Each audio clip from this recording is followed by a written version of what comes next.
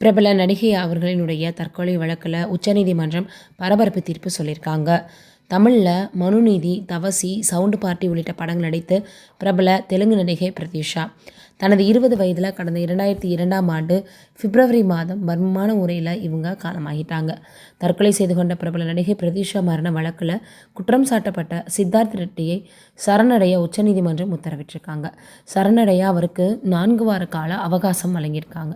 தமிழில் மனுநீதி, தவசி இப்படின்னு பல படங்கள் நடித்து 1998ஆம் ஆண்டு ராயுடு அப்படின்ற திரைப்படத்தின் மூலம் சினிமாவில் அறிமுகமானவங்க ரொம்ப குறுகிய காலத்திலேயே தென்னிந்திய சினிமாவில் மிகப்பெரிய அளவில் பிரபலமானாங்க.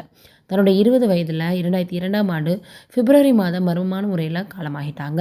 பிரதீஷாவும் அவரது நண்பர் சித்தார்த் ரெட்டியும் விஷம் குடித்து மருத்துவமனையில் அனுமதிக்கப்பட்டாங்க. பிரதீஷா இறந்து போகவே சித்தார்த் குணமடைஞ்சார். மார்ச் மாதம் டிஸ்சார்ஜ் செய்யப்பட்டார். ஆனால் இந்த சம்பவத்தில் பிரதீஷா குடும்பத்தினருக்கு சித்தார்த் ரெட்டி மீது பெரும் சந்தேகம் ஏற்பட்டுச்சு. பிரதீஷாவினுடைய தாய் சரோஜினி தேவி இது வெறும் தற்கொலை அல்ல, கூட்டு பாலியல் வன்கொடுமை அப்படின்னும் அரசியல் செல்வாக்கு உள்ளவர்கள் இதற்கு பின்னால் இருப்பதாகவும் குற்றம் சாட்டியிருந்தாங்க. தனது மகளின் மரணத்திற்கு காரணமானவர்கள் தண்டிக்கப்படுவதை உறுதி செய்வதாக அவங்க நீண்ட சட்ட போராட்டம் நடத்தினாங்க. தற்கொலை செய்து கொண்ட நிலையில் 24 ஆண்டுகளாகியும் அந்த வழக்கு விசாரணையில் இருந்து வருது. நீண்ட சட்ட போராட்டத்திற்கு பின் பிரதீஷாவினுடைய தாயார் இந்த வழக்கில் ஜெயிச்சிருக்காங்க. இந்த வழக்கை முதலில் விசாரித்த சிபிஐ சித்தார்த் ரெட்டி மீது குற்றப்பத்திரிகை தாக்கல் செய்தது. அதன் அடிப்படையில் 2004ஆம் ஆண்டில் முதன்மை அமர்வு நீதிமன்றம் சித்தார்த் ரெட்டிக்கு 5 ஆண்டுகள் சிறை தண்டனை வழங்கினாங்க.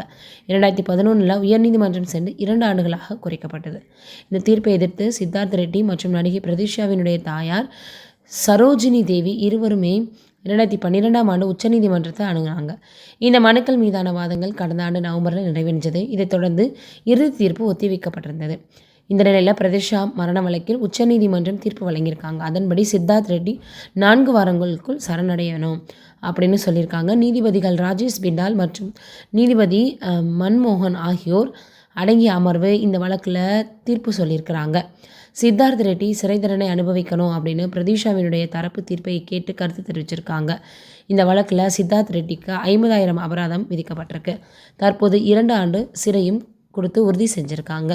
இந்த மாதிரி ஆட்களை என்ன செய்கிறது அப்படின்றத மறக்காமல் கீழே இருக்கக்கூடிய கமெண்ட்டில் சொல்லுங்கள்.